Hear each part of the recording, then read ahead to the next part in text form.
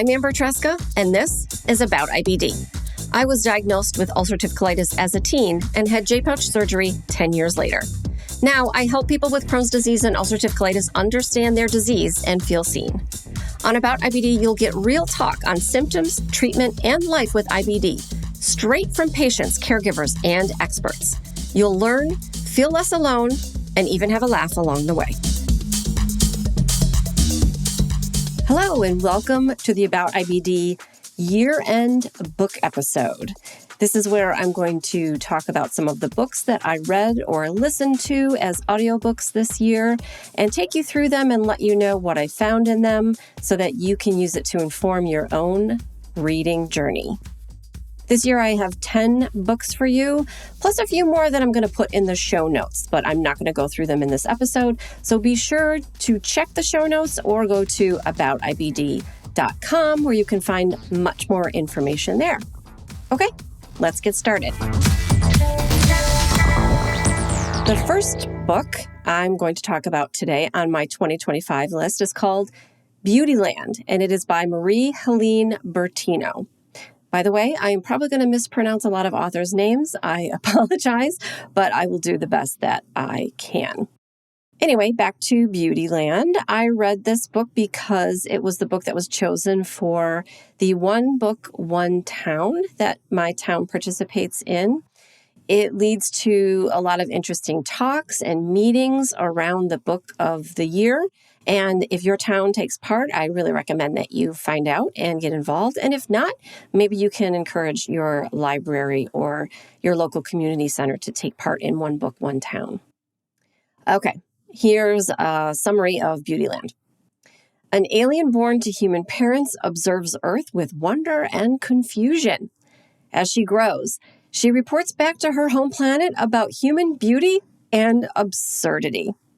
A tender, speculative coming-of-age story. I loved this book, but it was a hard read at times because the main character, her name is Adina, she was born in the 70s. I was born in the 70s. So some of the things that she is experiencing were familiar to me. I think the book is sometimes recommended to teenagers, but I would say older teens because there is some content that might be considered adult. But I do think that it is a gateway and offers a chance to talk with older kids about some of the experiences of the teen and the young adult years. Because Adina is convinced that she's an extraterrestrial, she examines human behavior like an outsider. So as an adult and a mom, I appreciate the different perspective that she had. And it could be an entry into a discussion of handling dating and other social situations with your teenagers. Aside from that, it's just an interesting idea to show how an extraterrestrial might think about the things humans do. It's beautifully written and it's not sentimental, and I found those aspects also really appealing. Overall, thumbs up for Beautyland, and I hope that it leads you to have some discussions with other people and to maybe dig a little bit into the history / myth of extraterrestrials and UFOs and the Men in Black and all those sorts of things. This year, I also read The Book of Two Ways by Jodi Picoult. Here's a summary of The Book of Two Ways. After a near-death experience, death doula Dawn Edelstein reexamines the life and love she left behind in Egypt.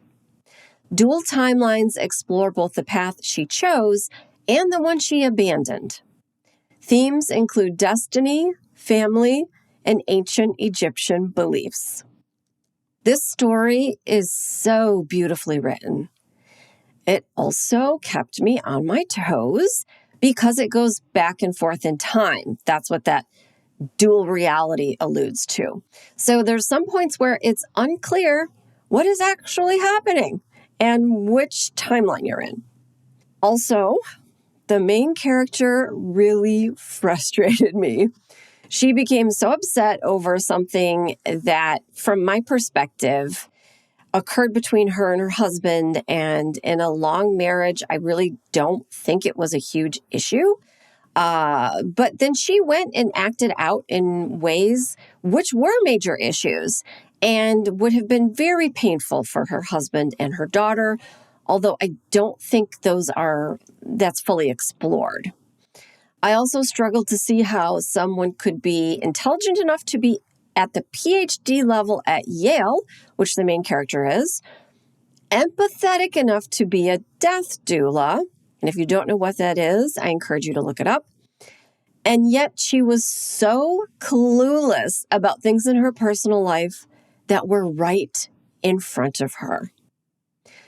I loved all the imagery. I loved the explanation of the tombs and the belief systems of the ancient Egyptians. The main character works in Egypt as a grad student, so she has a deep level of knowledge. There was a lot that was familiar to me there, but also enough that was new, and it really kept my attention. But like I said, the characters frustrated me to no end, which of course, if they were perfect people, there would be no book. So of course, there has to be some conflict, but I'm still trying to understand what the lessons are from the story. And maybe it's that we can't deny who we truly are forever, because it only leads to uncomfortable and painful reckonings. So I recommend it, but I don't know, maybe you'll be frustrated too. Let me know if you read the book and what you think. My next book is Dr. Sleep from Stephen King, which is the sequel to The Shining. I know what you're probably thinking. There was a sequel to The Shining? Yes, there was. I didn't know that either. People are really divided over the movie adaptation of this book, which is from 2019. First of all, I love the movie, but that's because it stars Ewan McGregor, and I would watch him read the phone book, so maybe I am not objective. I watch Dr. Sleep, the movie, all the time. But I did not know that it was a book, so when I found out, I got a copy from my library. The book and the movie are materially different. I certainly enjoyed the movie more than the book, but I'm glad to have both forms of this story to engage with. Here's a summary of Dr. Sleep. Adult Danny Torrance battles alcoholism and the lingering trauma of his psychic powers. He finds purpose at a hospice and forms a bond with a girl named Abra. Together, they fight a deadly cult that preys on children with the shine. So, like all of King's books, it's probably considered to be in the horror genre, but I don't think it's truly scary. At least I didn't find it so. It is disturbing in parts, so it's not for everyone. But I do think it's an interesting exploration of post-traumatic stress and how it affects people and their families. There are children that are harmed in this book and in the movie. So if that's something that you try to avoid, and I usually do too, this story is probably not for you. As a matter of fact, I was just talking with a few friends a couple days ago about how we do try to find media in which children are not harmed, and sometimes it's difficult to do so. Matter of fact, that is my one rule on movie night. There can be no children harmed in the movie that we're going to watch on movie night. So often that means that we just kind of avoid any movies that have children in them altogether. But as I write this, I'm catching up on Stranger Things on Netflix, so I can watch the latest season with my husband and my daughter. So there's lots of reasons that we humans enjoy thrillers or true crime or horror, but we almost never see how the final girl copes with life after she gets away and the movie is over. Dr. Sleep, instead, shows how the events of The Shining affected Danny, his mom Wendy, and even Dick Halloran as the decades pass. They aren't able to slip back into life and pretend like nothing happened. So I think it's also validating because too often popular media glosses over the fact that trauma leaves deep scars that might never fully heal. For that reason, if horror is something that interests you, I recommend Dr. Sleep. Maybe the movie a little bit over the book, but it's nice to have both. My next book is We Used to Live Here by Marcus Kliewer. So I have to admit that I had some trouble following this book because it bounced around in time and it bent reality. You go through most of the book not really knowing what's true and what's not. It's officially categorized as horror, but I think it's really what we might call an old dark house story. Here's a summary. A couple hosts a family claiming they once lived in the home. The guests' behavior grows increasingly disturbing as reality seems to warp around them. A psychological horror about memory, intrusion, and the uncanny. So at the start of this book, a family shows up at the main character's door asking if they can look around the house. The father says he lived there as a child, and he brought his whole family with him because they are in the middle of a move. The main character is not thrilled, and she doesn't know how to handle this situation with a family at her door. It's cold, it's winter, and so she just falls back on politeness and she lets the family in. What happens next is a series of incidents that prevents the family from leaving. So they wind up hanging around the house and, quite frankly, making a nuisance of themselves. Then things start to get really weird because every character gives a different story until we get to the point where time and space completely break down and what's true and what's not is totally unclear. This book is interesting, and I didn't know this before I read it, is that it was a serialized Reddit story, and it's also apparently being made into a movie. It's a disturbing read because I think we can all probably imagine ourselves in a place like the main character. You're being pressured, you're being gaslit, you don't know what's real and what's not anymore. As women, we're often socialized to be polite and to do things like let people into our homes, maybe take advantage of us a little bit, even though that's not really what we want. We struggle with boundaries. I may or may not be talking about myself. But the ending of this book is ambiguous. So also, if you're like me and you don't really love that, sorry, maybe I'm very American. I like things to be tied up with a nice little bow. You might find this book frustrating, but it is interesting. It's a new take on the genre. And it was an enjoyable read because you really didn't know what was happening and what's true and what's not. And in the end, you kind of maybe have to decide that for yourself, even though there's a little bit of an explanation that's given. My next book is The Midnight Library by Matt Haig. Matt Haig is a repeat author for me this year. I read some of his nonfiction, and here's a summary. Nora Seed enters a magical library between life and death, each book representing a life she could have lived. She explores alternate paths in search of meaning. A hopeful story about regret, possibility, and self-acceptance. So in this book, the main character, her name's Nora, she experiences a mental breakdown, which leads her to the Midnight Library. I'm not going to tell you exactly how she got there. It's pretty unpleasant, but that is the premise of the story. And of course, we have to have conflict in order to have a story. So while she's there in the Midnight Library, she samples a bunch of different timelines of what her life could be if she'd made different choices. What struck me first about these alternate timelines is that in each of them, Nora is living what I would consider to be an extraordinary life. She's not ever a regular person who goes to her desk job and then she just goes hiking on the weekends. She's a celebrity. She's an athlete. She's living something like a wildly alternative lifestyle. That bothered me a little bit because how is it possible that one person could have so many different possible avenues to incredible success? It really doesn't seem realistic. Again, that's maybe beside the premise, and we have to have things like that in order to have a story. But it did kind of get on my nerves a little bit. The problem that Nora finds with all of her lives is that something is always missing.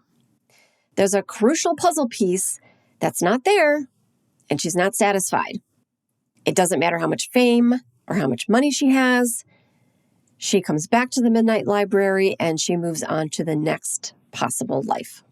In all these experiences, she finally figures out what's truly important to her and why she's been going about it the wrong way in her original life. It takes her a while, and at a certain point, it's a bit like Groundhog Day, where she's doing the same things over and over without making any headway. I had a lot of secondhand cringe because she's dropped into these new lives and she doesn't know how to move through the world. She winds up doing a lot of troubleshooting. She makes mistakes. There's embarrassing situations. Maybe not the most pleasant thing for me to read, but it is interesting to see how she solves these different problems. Overall, it was a pretty easy read. But it does have a point of view, so it's not a piece of fiction that's just entirely for pleasure, but it's also not hitting you over the head with anything. So if you've read some of Matt Haig's other books and you enjoy that philosophy that he has, you might find this interesting.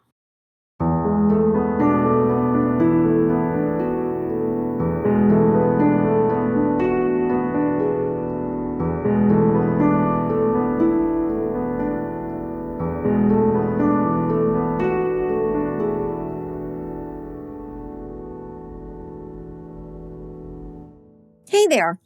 I want to take a minute to talk to you about how it is that I'm able to read or listen to so many books, and I sometimes abandon them like it's my last day on earth. I am a heavy library user. My town has a robust library system, but even if you live in a place that doesn't have a branch that's easy for you to access, you might be able to take advantage of digital offerings. My library and many others have an ebook app called Libby, a streaming app called Hoopla, and a music streaming and downloading app called FreeGal. They're all free to use with my library card, and I can find a huge amount of media on them. Libby has ebooks and audiobooks. Hoopla has ebooks, audiobooks, movies, TVs, comics, and music. And FreeGal can be used to stream music, or I can download 5 songs every week and add them to my personal library. This year, I was downloading everything from Evanescence to Journey. Take a few minutes to check out your library system and see what they have available. I promise the librarians will help you access everything they have. I will put more information and resources in the show notes, and also at aboutibd.com if that's easier for you to access the links. I hope you take advantage of these things and that they're available to you. Okay, back to the show.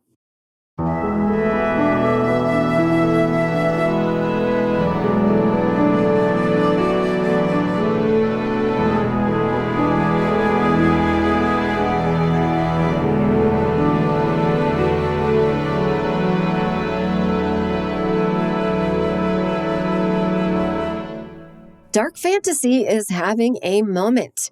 And so this year I picked up A Sorceress Comes to Call from Kingfisher. It's apparently a retelling of a Brothers Grimm story called Goose Girl. I've never read Goose Girl, didn't hear about it until I did a little research for this episode, so I have no comparisons to make for you on that. But here is a summary. A girl named Cordelia lives under the oppressive control of her sorceress mother, Evangeline. After Evangeline moves them into the home of a wealthy squire and his sister Hester, Cordelia finds a sense of belonging and must decide whether to aid her mother or help Hester protect the squire and find her own agency.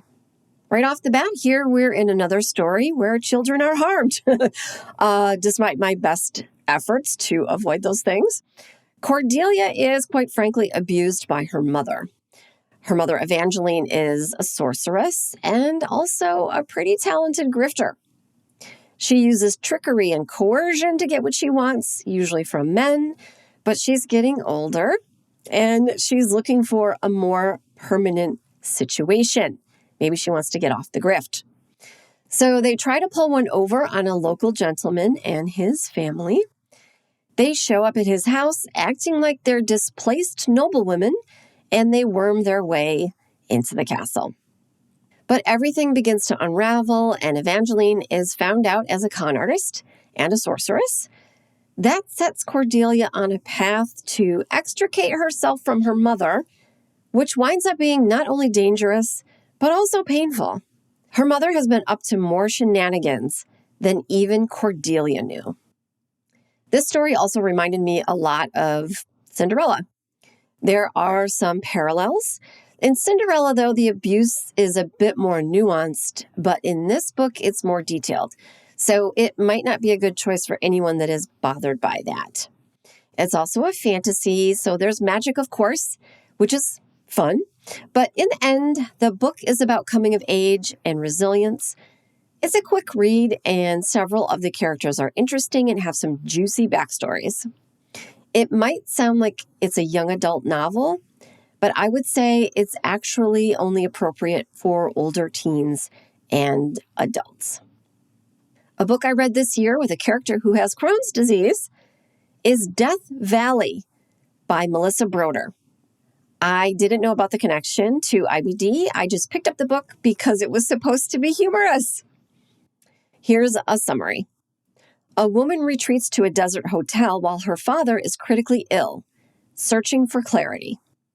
There she encounters surreal, symbolic experiences, including a giant cactus. A blend of humor, grief, and magical realism. So this is another book where the story gets murky. The narrator is never named, but she's a married woman whose father is actively dying at the time of the story. Her husband has Crohn's disease. The description of how she cares for her husband and what his daily life is like is pretty disturbing. He isn't able to do much, and he spends a lot of time at home, resting, and in bed. That depiction doesn't really gel with me as far as how most people are living with Crohn's disease today, because we have so many medical therapies available as well as surgical options. And I wouldn't want someone coming away from reading the book thinking that Crohn's is so profoundly debilitating for everyone, or that it doesn't ever go into remission. The narrator is overwhelmed by her husband's illness. She feels differently toward him now, and she doesn't know how to cope with that. Those of us who have had partners walk away because they couldn't cope with the flare-up will recognize how IBD can erode a relationship. So that's troubling, but that's also not unrealistic. Anyway, Crohn's disease is not the focus of the book. I'm not sure why the husband has a chronic illness, because it doesn't really seem to add a whole lot to the story. But the narrator basically can't cope with what's happening in her life. Her life is too stressful, and so she escapes to the desert, which is a wild thing to do when people are depending on you. As she spends time in the desert, she loses touch with reality, and she goes on a mystical journey where she has to come to terms with the difficulties in her life. This book reminds me strongly of a concept: wherever you go, there you are. Meaning that you can move, you can change jobs, you can change partners, but at the end of the day, you are still going to be the same person, and your problems will come with you. The narrator tries to run away from her life instead of asking for help. That might be something that a lot of us recognize in ourselves. We all need an escape, but running away from things doesn't really solve anything. There were certainly humorous moments in the book, but I wouldn't say that it is comedic the whole way through. Even so, I do think that it was an interesting concept and it's worth the read. This year, I read a psychological thriller called One of Us Knows by Alyssa Cole. I found this book interesting for a number of reasons. The first being that the main character lives with dissociative identity disorder. This means that she has different personalities or alters that come to the forefront at different times. The identities communicate with one another behind the scenes, and they also keep secrets from one another. Of course, this creates all sorts of problems when you're just trying to navigate a life. Here is a summary. A woman with a traumatic brain injury becomes the caretaker of an isolated island estate. When a storm traps her with a group of strangers and a murder takes place, she becomes the prime suspect. A tense psychological thriller about perception and identity. Something else that I found unusual about this novel is that it actually refers to the pandemic. I don't think there's a lot of fiction that takes what we all lived through from 2019 to, maybe even today into account. That's important because the main character and her alters had experiences during the pandemic that changed them and influenced their behavior, as of course it did for all of us. This book also acknowledges that people treat the main character in particular ways because she's Black. As a Black woman living with a mental illness, she and her alters are facing a lot of unfair stereotypes and also suspicion. I cannot speak to the accuracy of dissociative identity disorder, so I don't know if it's true to how people actually live and cope with that condition. But it's the only book that I've ever read that explores it so deeply. Plus, there's lots of twists and turns. You are never entirely sure what is real and what is not. One of Us Knows explores the locked door thriller from a different perspective, and I always love when an author brings something new to a well-established genre. Another book I read this year that was supposed to be comedic, but turned out to be what I thought was tragic, is A Man Called Ove by Fredrik Backman. Here is a summary. A curmudgeonly widower's strict routine is disrupted by new neighbors who slowly pull him back into community. Beneath his gruff exterior lies deep loyalty and love. A warm story about connection and second chances. Okay, so that's all technically true. Fredrik Backman is a Swedish author, and I read this one because it was suggested as my library's adult reading challenge for a prompt called Baby It's Cold Outside. It was billed as a Nordic humor with winter vibes. It was also developed into 2 films. I've not seen either of them. One is a Swedish film called A Man Called Ove, and that was from 2015. And the other is titled A Man Called Otto from 2022. I'm not going to watch either of those, and I will tell you why. The book is funny in parts because the main character is so grumpy. That's always a ha-ha. He is set in his ways, and he has a strong sense of responsibility and order. We all know people like this who insist on things being done in a certain way. We may be even related to some of them, or be some of them. The main character loses his wife, and he becomes isolated until a family moves in next door. And they bring all the normal chaos of a young family, and he starts to get involved in their lives. They have a stronger sense of community than he does, so they treat him in a way that's just neighborly, and he has to overcome his challenges with maintaining relationships. I also found this book deeply sad, and it was coincidence that I was talking to somebody, and I can't remember who. Apologies if you're listening to this right now. But they said they were looking for a lighter read, and they read this book, and they felt tricked. I don't want to turn anyone off to reading it, but it's not humor in the same way Americans think of it. It's a story about life, really, and so it contains everything. It's funny in parts, it's traumatic in parts, and it's just not completely one thing or another. It does make a point of showing how we all need community. And that community takes different forms. It's my personal belief that we do have responsibilities to one another, including as neighbors. So to me, it's selfish to try to opt out of relationships. I don't believe this concept that we don't owe anyone anything. So just because Ove finds it difficult to get along with other people, it doesn't mean he gets to opt out of being in a community.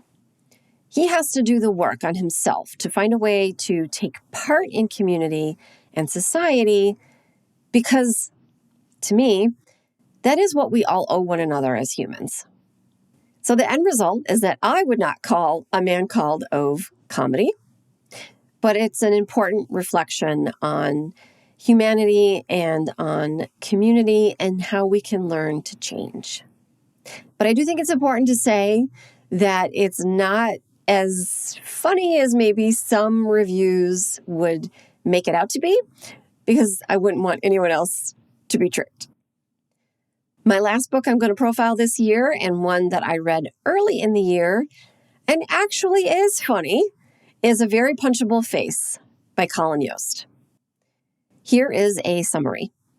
A Very Punchable Face is a memoir by comedian and Saturday Night Live head writer and Weekend Update co-anchor Colin Jost, told through a series of humorous and self-deprecating essays.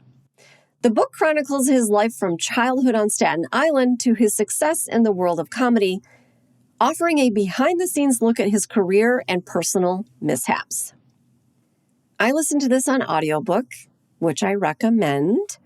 Colin does a great job narrating it, and whenever the author is a performer, I think hearing them read their own words is so much more impactful than listening to a voiceover artist. One of the most important anecdotes that he relates is how he didn't speak when he was a small child.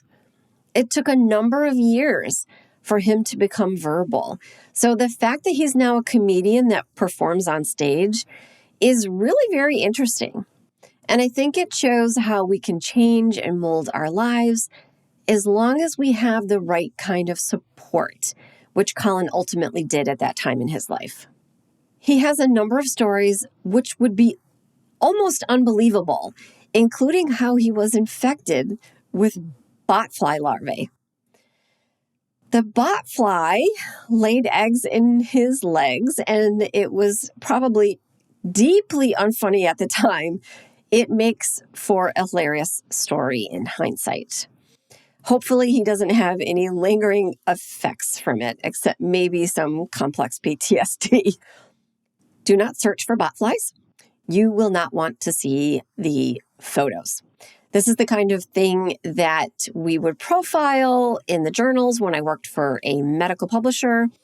And the photos were, well, let's just say when I was editing or copy editing, I would usually put a Post-it note over them because looking at them while I was reviewing the lasers was probably the least favorite part of my job. Anyway, Colin has a number of other funny stories from his life. So if you are looking for something that claims to be comedic, and it actually is, I recommend A Very Punchable Face because that certainly did the job. And that will do it for the books I want to profile in 2025. I read other books this year, of course, and I also contributed a chapter to 2 different books. I interviewed a number of authors on this podcast as well, so I will include all that information in the show notes. When I can provide a link to an independent bookstore, I will do so. But self-published books are usually only available from an online store.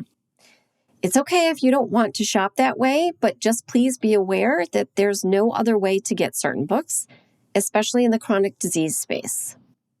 There's a push and pull between supporting small creators and supporting big corporations, and I will leave you to make your own decisions about those things. I also recommend going to your local thrift store or used bookstore. I hit the thrift store a lot because I find it oddly relaxing to look through the physical media and find Blu-rays or CDs. But the used bookstore, I only make it a few times a year. We make a day of it for my birthday or Mother's Day. I don't know, maybe that's a weird idea of fun, but thrifting and book shopping followed by a great lunch is a pretty perfect day for me. When I was a teenager living in Detroit, I could walk to a used bookstore and a library, as well as a lot of other places, and finding a new book by Stephen King or Anne McCaffrey, Anne Rice, Frank Herbert. This was the thing that really kept me afloat during some of my worst times with ulcerative colitis. It's a tragedy that I only discovered Kurt Vonnegut in my 40s. He could have helped me through those years too, but I have caught up with him now. The used bookstore or library can be overwhelming, so I keep a list of books. That way I can search for what I'm looking for when I get there, but I also like to just wander around a little bit and see what I can find on vibes. If you don't consider yourself a reader, or you falling off your reading journey because social media has broken all of our brains, connect with your library or a bookstore because that is a great way to feel part of the community again and reignite your reading journey. If you have any book suggestions for me, or if you've written a book, get in touch and let me know that you are out there. Book clubs tend to come and go, but if you follow me on social media, I'll let you know what I'm reading and if it's part of a chronic illness book club that you can also join. Okay, thanks for listening, and happy reading in 2026. Hey, super listener. Check the show notes to find links and information about the topics discussed in this episode. Plus, get a written transcript and much more on my website, aboutibd.com. If you enjoyed this episode, please consider sharing it with someone else or leaving a rating in your podcast app.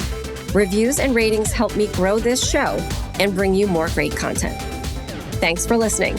And remember, until next time, I want you to know more about IBD.